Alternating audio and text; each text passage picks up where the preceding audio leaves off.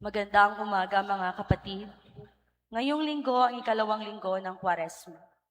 Ngayong ikalawang linggo ng Kwaresma, ipinapahayag sa mabuting balita ang pagbabagong anyo ni Jesus sa bundok ng Tabor, na nagpapalakas kina Pedro, Santiago at Juan. Naway maranasan din natin ang kanilang kagalakan. Maglakas loob din nawa tayong hanapin ang mga pagpapahalaga ng kaharian ng Diyos at mamuhay sa liwanag ng kabanalan. Ito ay habang masigla nating ipinagpapatuloy ang ating paglalakbay sa Kwaresma patungo sa mga pangako ng Diyos. Ang banal na pagdiriwang natin ngayong linggo ay pamumunuan ng ating kura paroko na si Reverendo Padre Philip Francis Bersabe. Magsitayo po ang lahat at awitin natin ang pangbungad na awit.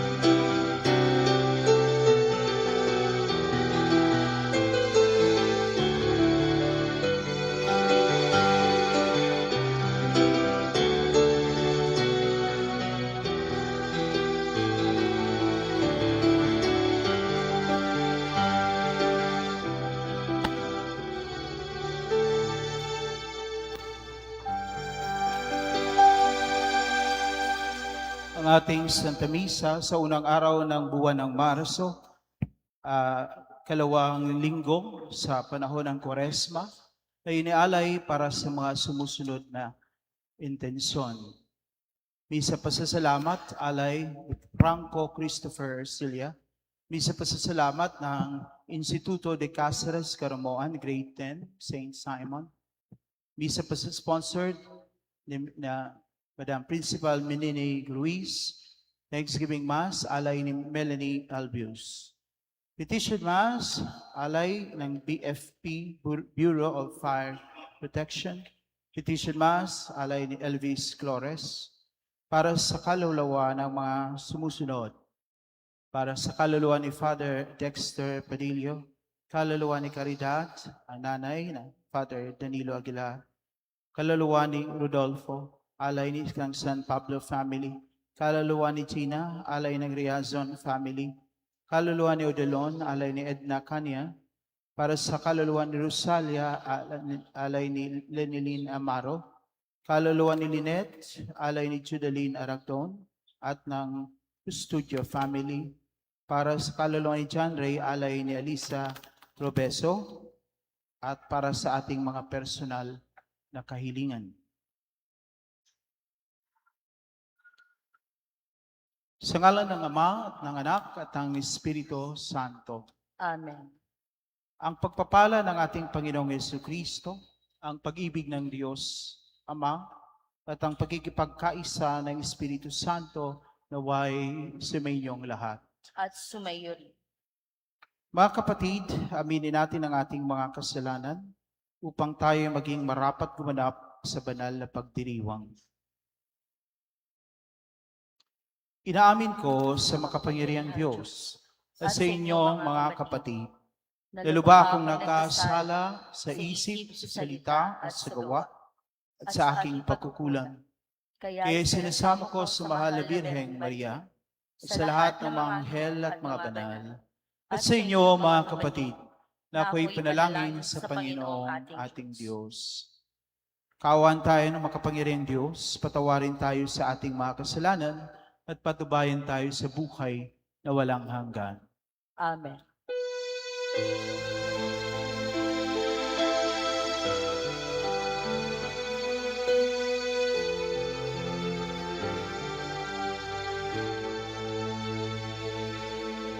Ikaw na nagalis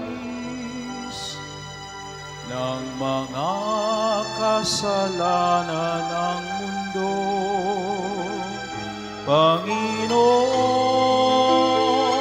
maawa ka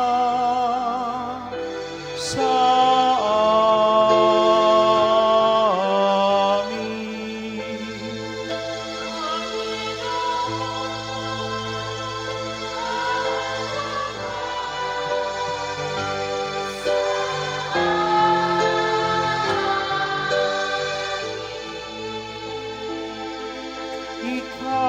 Ika'y tagahilo naming makasalanan. O Kristo, maawa ka sa amin.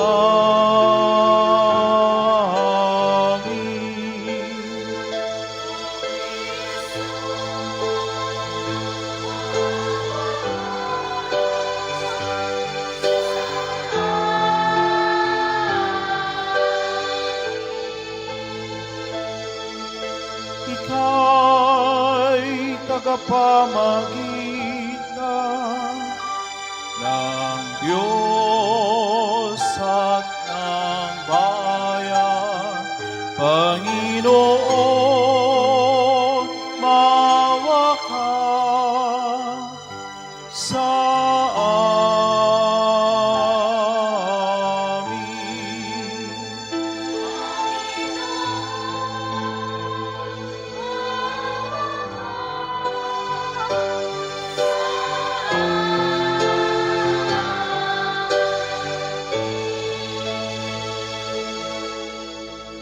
Papuri sa Diyos sa kaitaasan.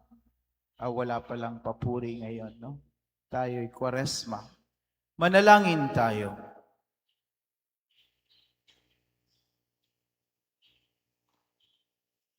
Ama naming makapangyarihan, iniutos mong pakinggan namin ang minamahal mong anak na iyong kinalulugdan. Kami naway makapakinabang sa iyong salita upang sa pagdalisay nito sa aming kalooban, kami ay lumigaya sa pagkakita sa iyong liwanag sa pamamagitan ng Jesucristo, kasama ng Espiritu Santo, magpasawalang hanggan. Amen. Pakinggan po natin ang unang pagbasa. Pagbasa mula sa aklat ni Genesis. Noong mga araw na iyon, sinabi ng Panginoon kay Abram, "Lisanin mo ang iyong bayan, ang tahanan ng iyong ama at mga kamag-anak, at pumunta ka sa bayang ituturo ko sa iyo. Pararamihin ko ang iyong mga anak at apo, at gagawin kong isang malaking bansa. Pagpapalain kita, at mababantog ang iyong pangalan, at magiging pagpapala sa marami. Ang sa iyo ay magpapala ay aking pagpapalain. Ngunit kapag sinumpa ka, sila'y aking susumpain. Ang lahat ng mga bansa, pihong ako'y hihimukin. Na tulad mong pinagpala, sila ay pagpapalain din." Sumunod nga si Abram sa utos ng Panginoon. Ang salita ng Diyos. Salamat sa Diyos.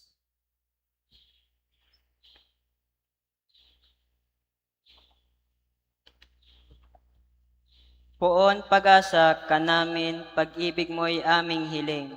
Poon, pag-asa ka namin, pag-ibig mo'y aming hiling. Panginooy tapat sa kanyang salita at maasahan ang kanyang ginawa, minamahal niya ang gawang matapat, ang pag-ibig niya sa mundo'y laganap.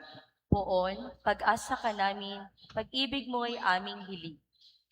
Ang may takot sa Diyos at nagtitiwala sa kanyang pag-ibig ay kinakalinga, hindi babayaang sila ay mamatay kahit maggutom sila ay binubuhay. Poon, pag-asa ka namin, pag-ibig mo'y aming hiling. Ang ating pag-asa ay nasa Panginoon, siya ang sangalang natin at katulong. Ipagkaloob mo na aming makamit, o Poon, ang iyong wagas na pag-ibig, yamang ang pag-asa ay sa iyo'y nasasalig. Poon, pag-asa ka namin, pag-ibig mo'y aming hiling.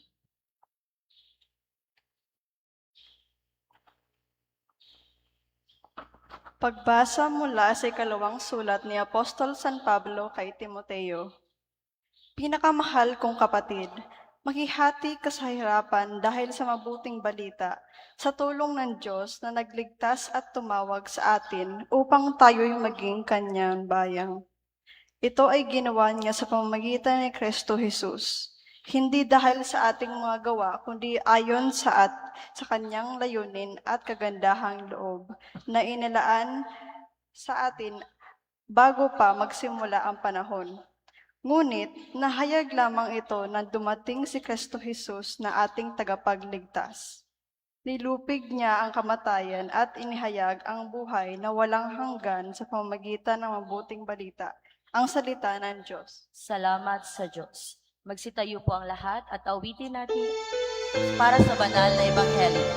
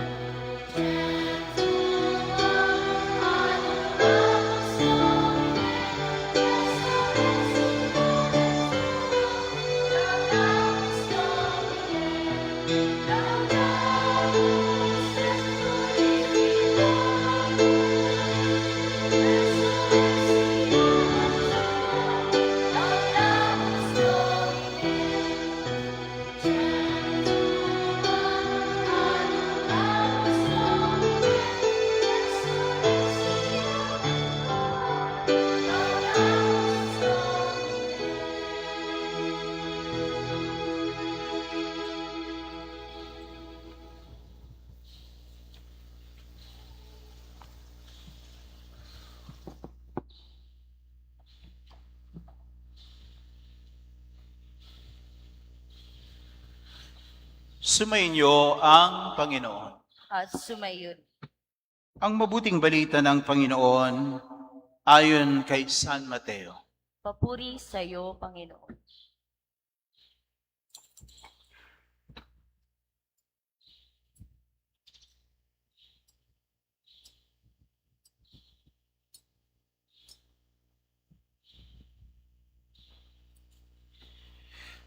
Noong panahong iyon, isinama ni Jesus si Pedro at ang magkapatid na Santiago at Juan. At sila'y umakyat sa isang mataas na bundok. Samantalang sila'y naroroon, nakita nilang nagbagong anyo si Jesus. Nagliwanag na parang araw ang kanyang mukha at pumuting parang busilak ang kanyang mga damit. Nakita na lamang at sukat ng tatlong alagad, sina Moises at Elias, na nakikipag-usap kay Jesus. Kaya't sinabi ni Pedro kay Jesus, Panginoon, mabuti pa'y dumito na tayo. Kung ibig ninyo, gagawa ako ng 3 kubol. Isa sa inyo, isa kay Moises, at isa kay Elias. Nagsasalita pa siya nang liliman sila ng isang maningning na ulap. At mula rito'y may tinig na nagsabi,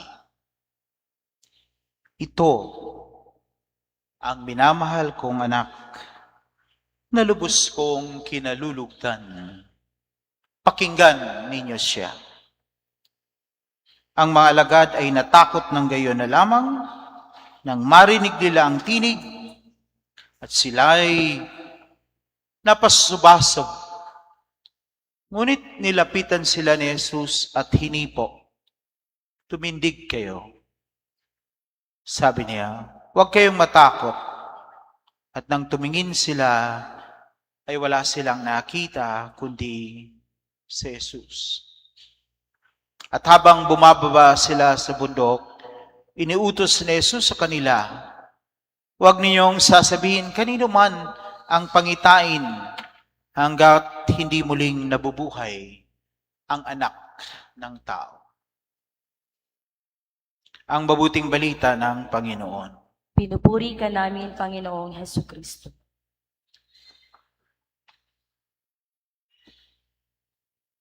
Maraming beses sa aking karanasan, at ito'y hindi lamang matagal na, kundi sa presenteng panahon ko naranasan. No? Nung pumunta ako sa sinihan at nais kong manood ng sine, yung teller ay tinitingnan ako ng medyo matagal. At nakilala ako, ikaw po ba ang pura-paroko ng St. Michael sa Karamoan? Napa-smile ako. Hindi pa naman ako gaanong katanyag, kapamusok. Opo, sabi ko. Parang hindi po kayo stress. Parang relax na relax lang ang mukha ninyo. At hindi kayo tumatanda. Napa-smile uli ako. Doon sa conference sa Manila, nag-attend ako ng national conference at marami akong nakilalang mga religious educators kasi yung conference ay National Conference for Religious Educators. Sabi ko, doon sa isang, hulaan mo nga kung ilan ang aking, ilang taong gulang na ako, ilan ang edad ko. Sabi nung isa, 35 po. Again, sabi ko, ititreat kita mamaya pagkatapos ng conference. I am already 50. I am 50. 50 na ang mukha ko. Pero parang hindi pa rin. Kagabi, just kagabi, binisita ko yung isang retired teacher. Sabi niya, alam mo, Father, 20 years ago, nung na-assign kang assistant dito, Yeah, opo, 22 years ago. Naku, bumili kami ng aklat mo. Aklat mo. Yung pinag-publish mo 20 years ago. Yeah, 2025, 2005. Hindi pa rin nagbago. Ikaw pa rin yan. Talaga po? Pero wala na pong buhok. Yun lang nagbago, Father. Kasi dun sa picture mo, may buhok ka. Dito, wala ka ng buhok. Pero parehas pa rin yung pangangatawan mo, yung mukha mo, hindi pa rin nagbago. Sabi ko, salamat po sa inyo. It's a compliment. Bakit? Ngayon, si Jesus nagbago. Nagbagong anyo. Nakita ni Pedro, Santiago, at Juan ang kaluwalhatian ni Jesus. Ano ang sabi dito sa Ebanghelyo? Nang umakyat sa bundok, nakita nilang nagbagong anyo si Jesus. Nagliwanag na parang araw ang kanyang mukha at pumuting parang busilak ang kanyang mga damit. At nakita nila sa kanyang tabi si Moises at Elias na nakikipag-usap sa kanila. Bakit nagbagong anyo si Jesus? Bakit kailangan niyang magbagong anyo? Ang tawag ko nito sa mga ordinaryong mga millennials na nakikinig ngayon, mga taga-instituto, nag-blush si Jesus. Pag nakita mo yung isang tao nag-blush, ang ibig sabihin niya, either nakita niya yung crush niya, either umiibig siya, o kinikilig siya, o either may something na special, kaya biglang namula yung kanyang mukha. Na-experience ninyo mag-blush? Ang iba nagba-blush on para mag-blush. Pero yung tunay na natural na blush ay isa ring uri ng pagbabagong anyo. Tingnan mo yung mukha. Kasi nga, nandyan sa mukha din ang ekspresyon ng ating kaluluwa. Tingnan nyo yung mga kriminal na nahuli, hindi maipakita ang mukha. Nakasubsob, nakamaskara, naka-black bonnet, hindi niya maipakita sa camera ang mukha. Hiyang-hiya siya. Sabagat wala siyang maipamukha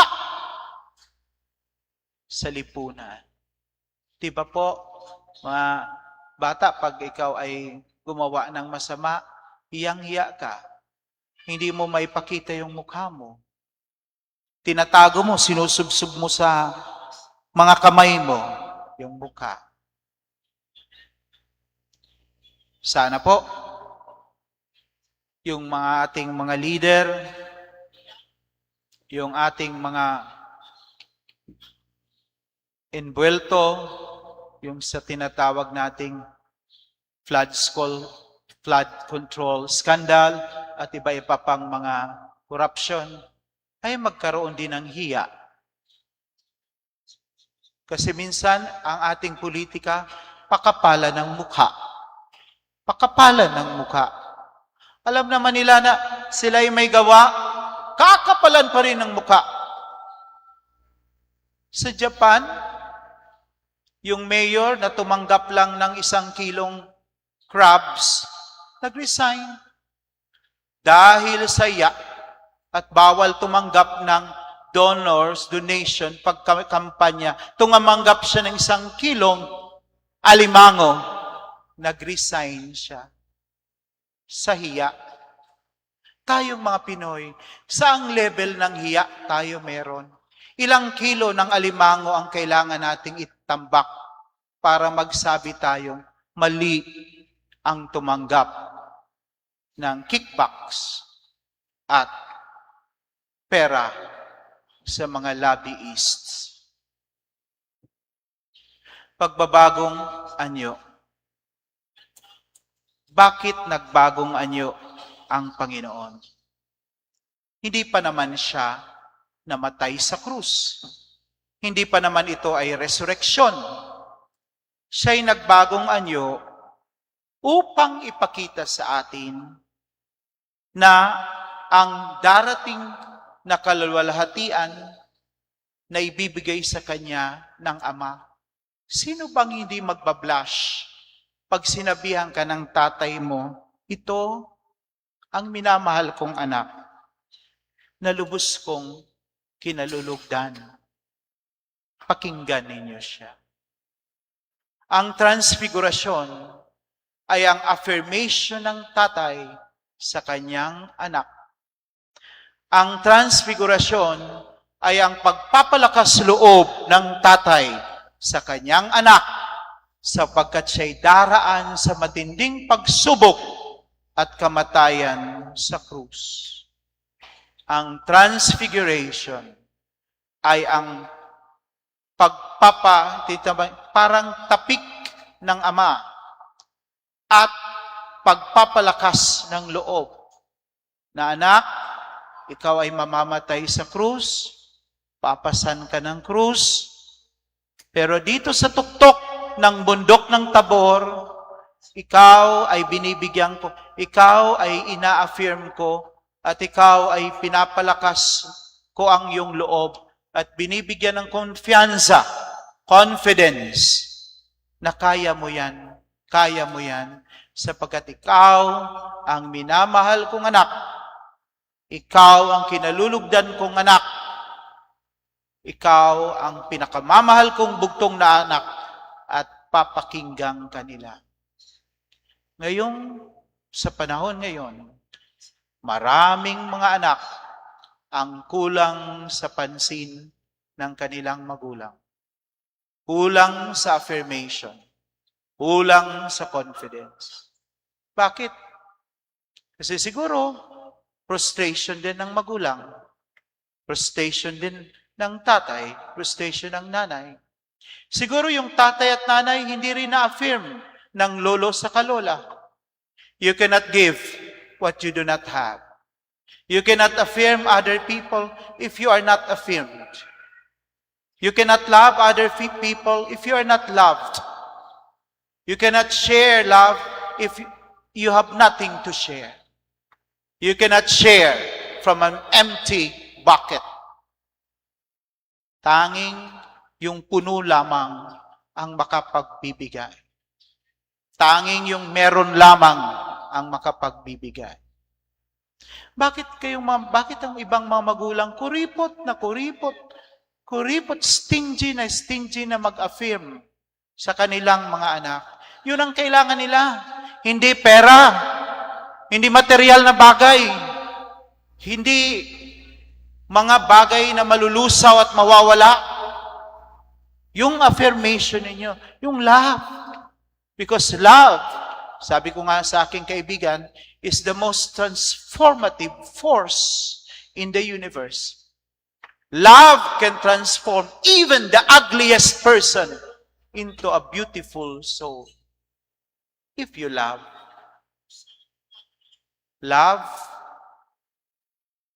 or perish. Love or perish. If you don't love, matutunaw ka. Sabi ko nga, if you love, you can be killed. You will suffer pain. You will be killed. But if you don't love, you are dead already. Let me repeat that. If you don't love, if you love, you can get hurt or killed. You can even be misinterpreted. But if you don't love, you are already as good as dead already. Kaya mga kapatid, kung ang Diyos ay pagmamahal, God is love, yun naman ang panawagan sa atin. To love God with all your heart, with all your soul, and with all your strength. and to love your neighbor as you love yourself. Bibigyan ko kayo ng isang word of the day na synonymous for transfiguration. This will be our verbum domini. This is the verbum day. This is the word of the day. Alam ito ng mga taga-instituto. Metamorphosis. Metamorphosis, which means change of form. Ang Panginoon ay naka-eksperyensya ng metamorphosis. Nagbago ang kanyang anyo. Nagningning ang kanyang mukha. Nagliwanag ang kanyang anyo. Naging araw ang kanyang mukha. At ang kanyang damit ay naging busila. Panguling punto. Naranasan na ba niyong magbagong anyo? Naranasan na niyo ba na may pagbabago sa inyo? Alam niyo ba ang dahilan kung bakit kayo nagbago? Bakit merong transfiguration? Isa lang ang dahilan niyan. Sapagkat kayo'y nagmahal at kayo'y minahal. You are loved and you love. Love is the most transformative force in the universe. Even your enemies. If you love your enemies. I have a personal encounter. There's a person I cannot really communicate with. But one day, when I was buying a medicine in the department store, I saw him. And he talked to me, and I talked to him. Voila! That's the only time that we started communicating after a year of no communication at all. Perhaps because he felt that I am sincere and that I am also, he is already the right time for me to talk with a person. So brothers and sisters, today is the Transfiguration Sunday of our Lord Jesus Christ. May we all be transfigured according to the ways of the Lord. Amen. Tayo magsitayo at ating baguhin ang ating pananampalataya. Sumasampalataya ako Sa sa Diyos samang makapangyarihan sa lahat, na may gawa ng langit at lupa. Sumasampalataya ako kay Jesucristo, isang anak ng Diyos, Panginoon nating lahat, nagkatawang tao sa lalang ng Espiritu Santo, pinanganak ni Santa Maria ang Birhen, pinagpakasakit ni Poncio Pilato, ipinako sa krus, namatay, inilibing, nanawag sa kinaroroonan ng mga yumao, nang may katong araw na buhay na mag-uli, umakyat sa langit, naluluklok sa kanan ng Diyos amang makapangyarihan sa lahat. Doon magmumulang paririto at hukom sa nangabubuhay at nangamatay na tao.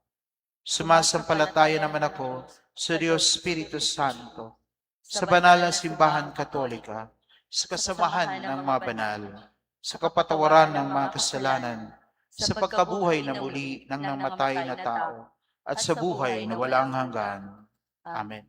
Panalangin ng bayan habang inaalala natin ang pagbabagong anyo ni Jesus na sinasariwa ang ating pagtatalagang makinig sa Kanya. Dalhin natin sa Panginoon ang ating mga panalangin para sa mundong pinapahirapan ng kasalanan at pagdurusa. Ang ating tugon ay, Panginoon, liwanag at buhay, dinggin mo kami. Panginoon, liwanag at buhay, dinggin mo kami.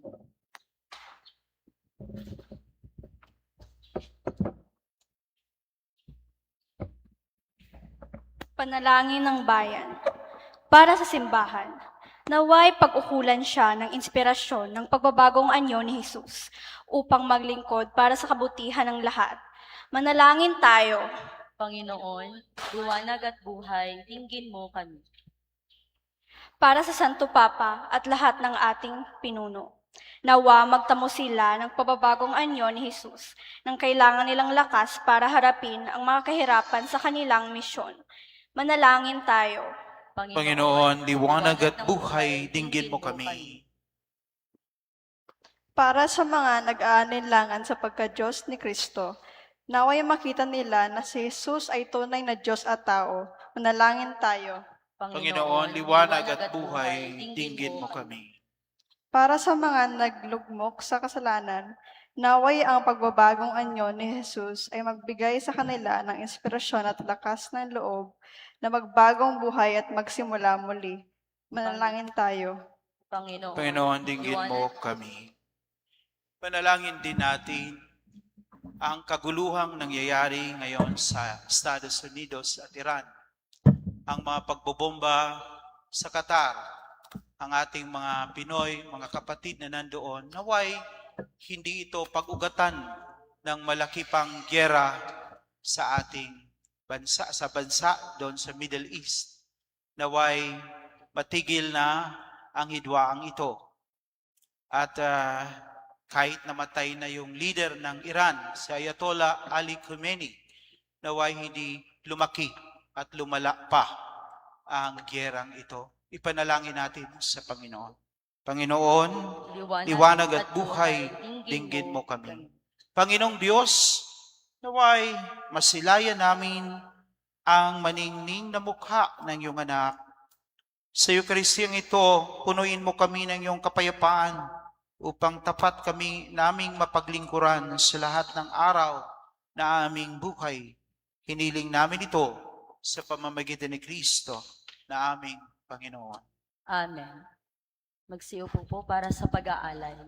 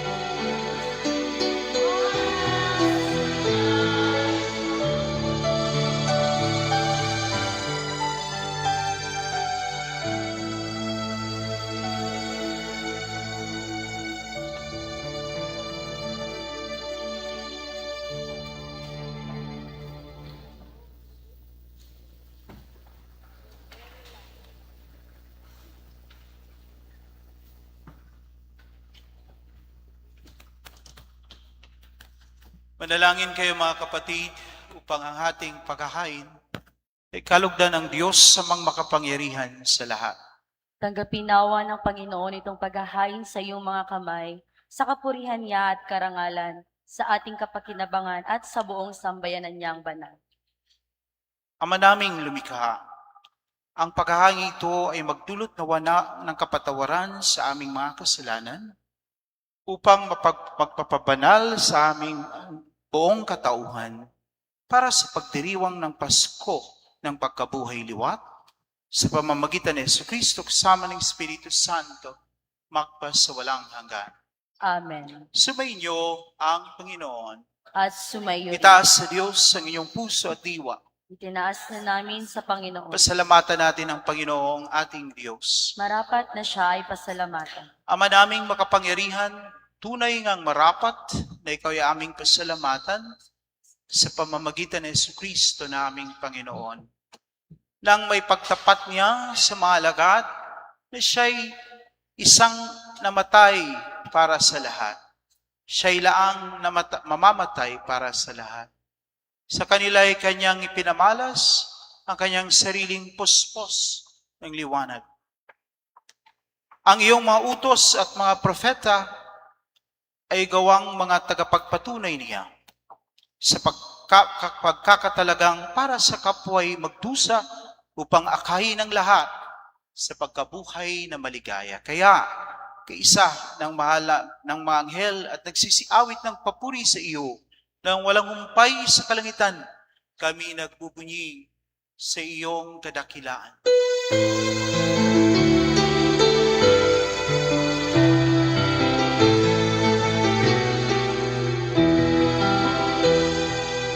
Santo, Santo, Santo, Panginoong Diyos, napupuno ang langit at lupa ng kakilaan mo.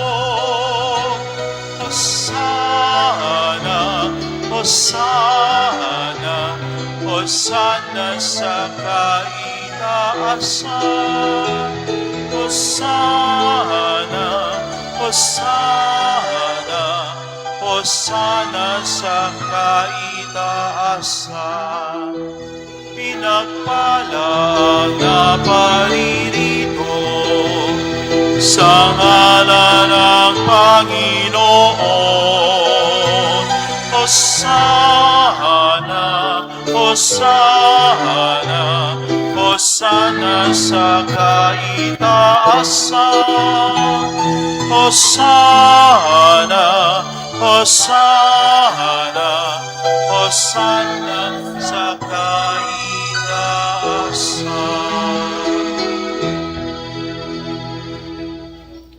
Ama, naming banal, ikaw ang bukal ng tanang kabanalan.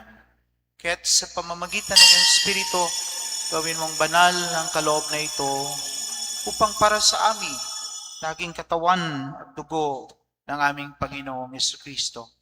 Bago niya pinagtisang pusang loob na maging handog, hinawakan niya ang tinapay. Pinasalamatan kaniya. Pinaghati-hati na iyon at tinabot sa kanyang mga lagat at sinabi, tanggapin ninyong lahat ito at kanin. Ito ang aking katawan na ihandog para sa inyo.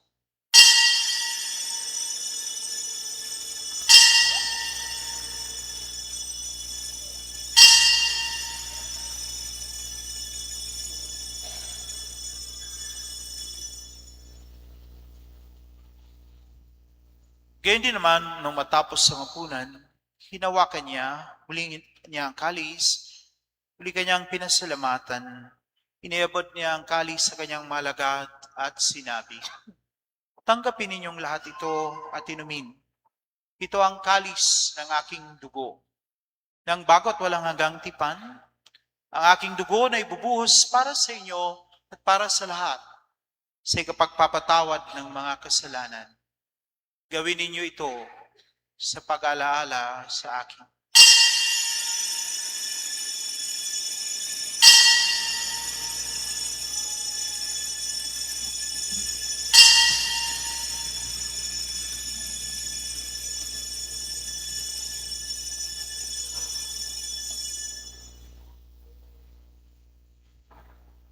Pagbunyi natin ang misteryo ng pananampalataya.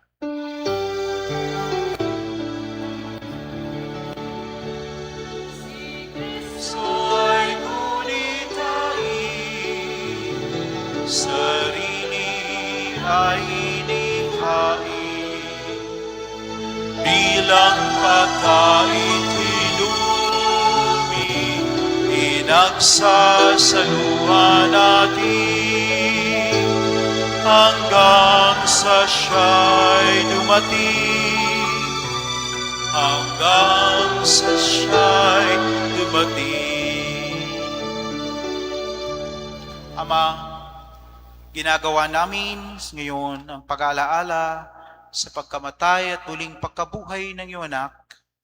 Kaya't inialay namin sa iyo ang tinapay na nagbibigay buhay, ang kalis na nagkakaloob ng kalagtasan.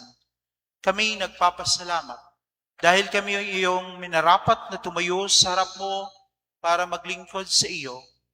Sinasama namin kaming magsasalo-salo sa katawan at dugo ni Kristo ay mabuklod sa pagkakaisa sa pamamagitan ng Espiritu Santo. Ama, lingapin mo ang iyong simbahang laganap sa buong daigdig. Puspusin mo kami sa iyong pag-ibig kaysa ni Leo na aming Papa at ni Rex Andrew na aming Obispo at ang Tanang Kaparaian.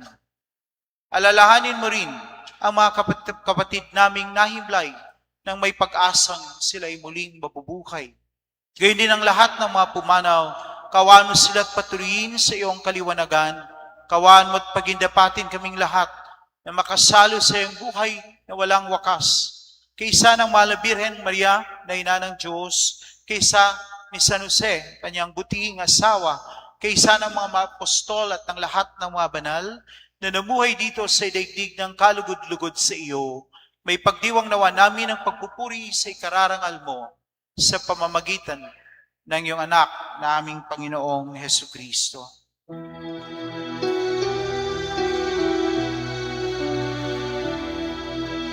Sa pamamagitan ni Kristo, sama niya sa Kanya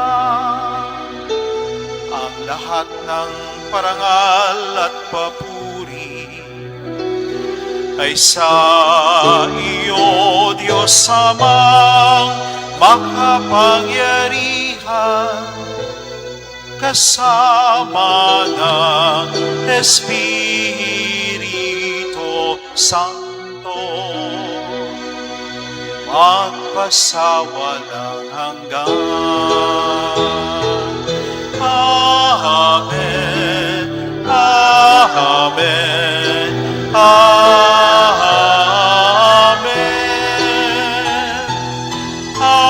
Amen. Amen. Amen.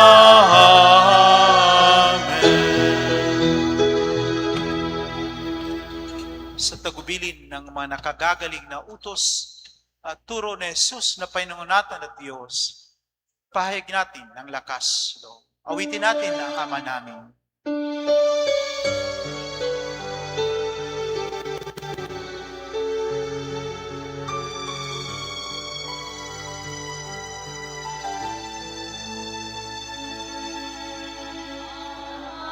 Manami, sumasalangit ka, sambahin ang ngalan mo, mapasa amin ang kaharian mo, sundin ang loob mo, dito sa lupa para ng sa langit.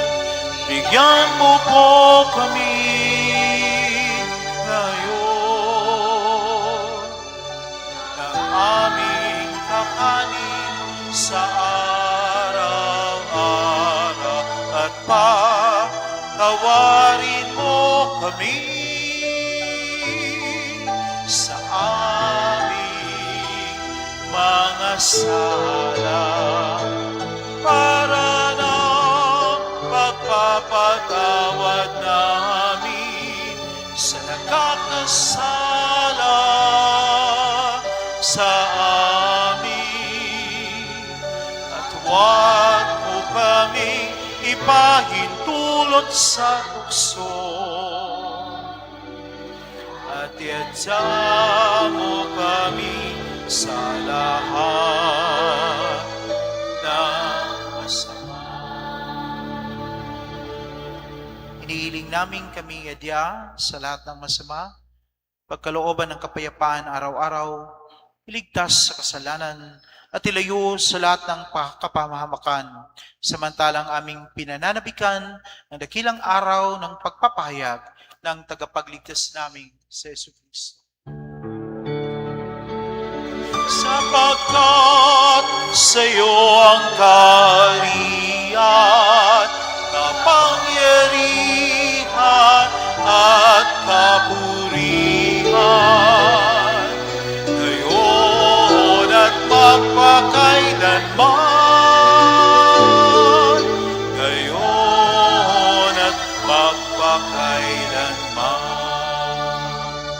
Panginoong Jesucristo, sinabi mo sa iyong mga apostol, kapayapaan ang iniiwan ko sa iyo, ang aking kapayapaan ang binibigay ko sa iyo.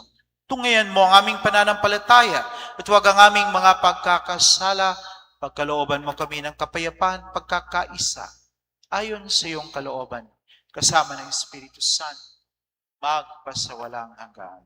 Amen. Ang kapayapaan ng Panginoon ay laging sumainyo. At sumayo rin. Magbigayan kayo ng kapayapaan sa isa't isa. Peace be with you.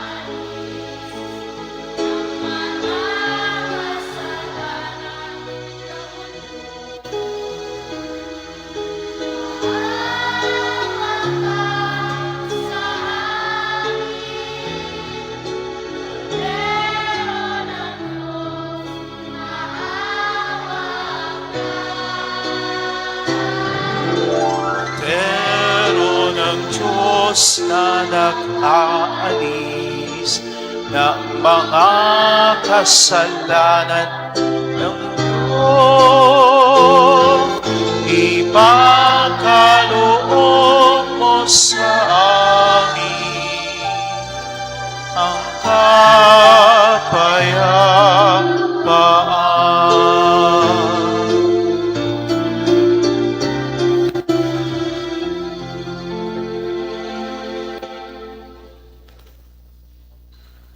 Ito ang kordero ng Diyos.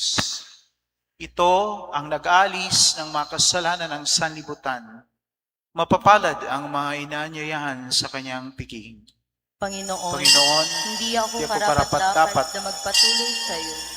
Ngunit sa isang salita mo lamang ay gagaling na ako.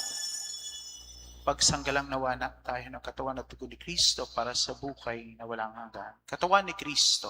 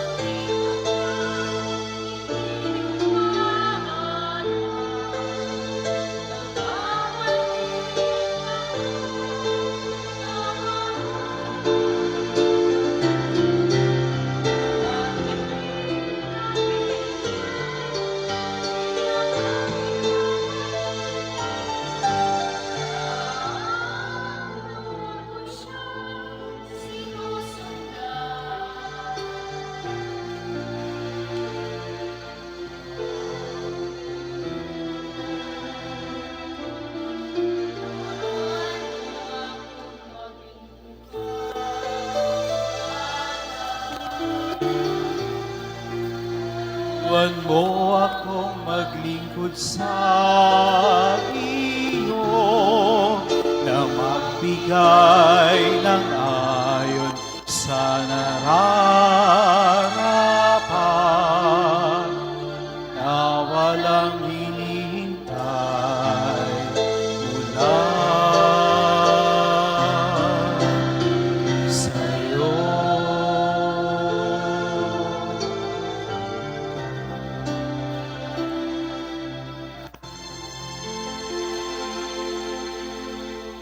Manalangin tayo.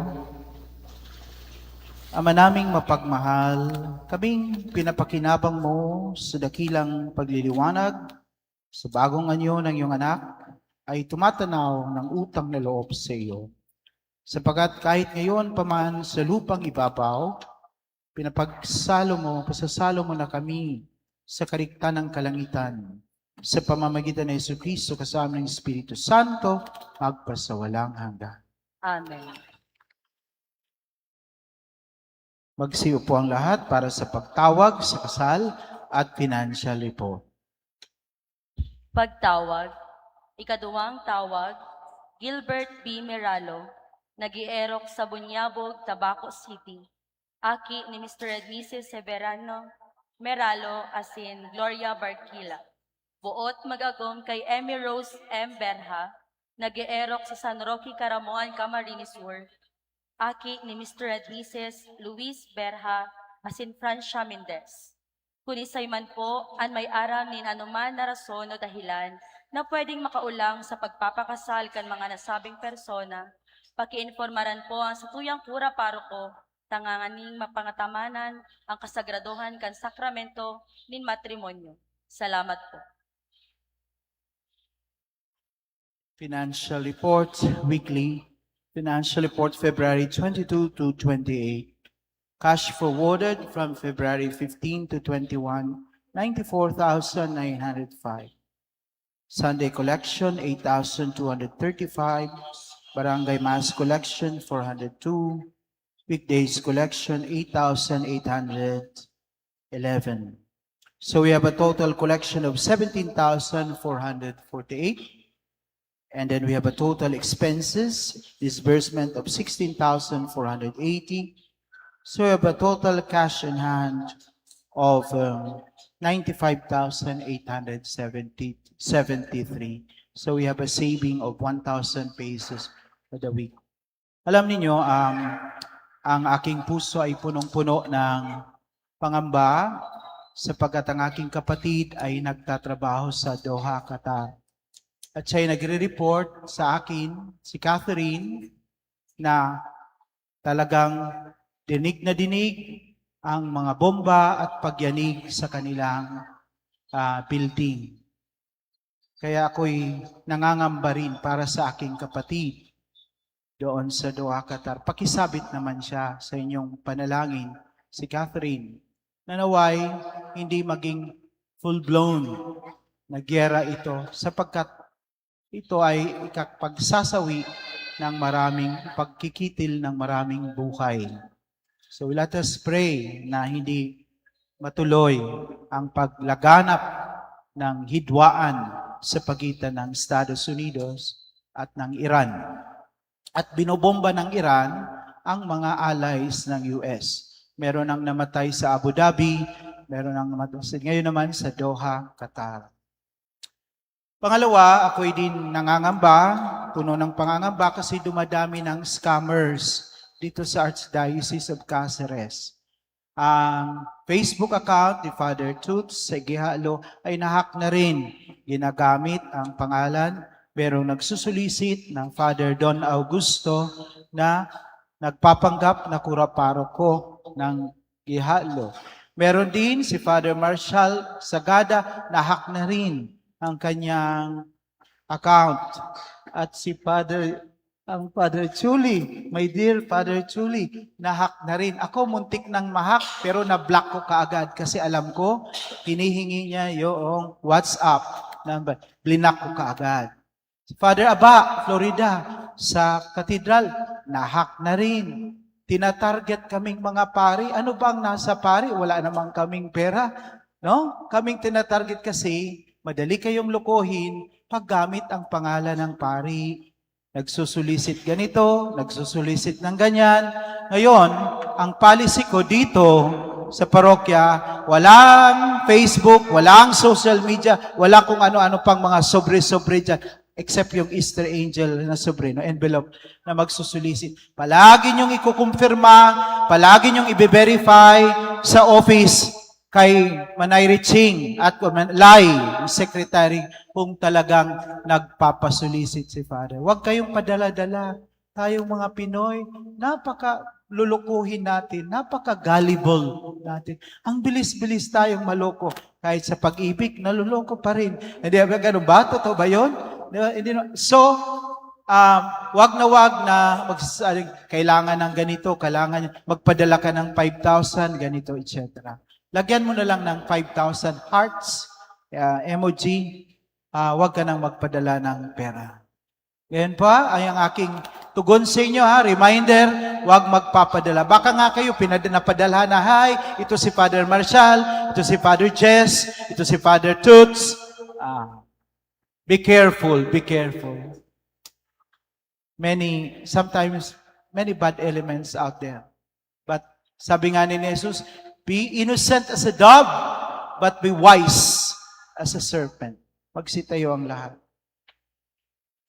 Sumayin niyo ang Panginoon. At sumayo rin. Pagpalain kayo ng makapangyarihang Diyos, Ama, Anak, Espiritu Santo. Amen. Tapos na misa, umay kayo, taglay ang kapayapaan ni Kristo. Salamat sa Diyos.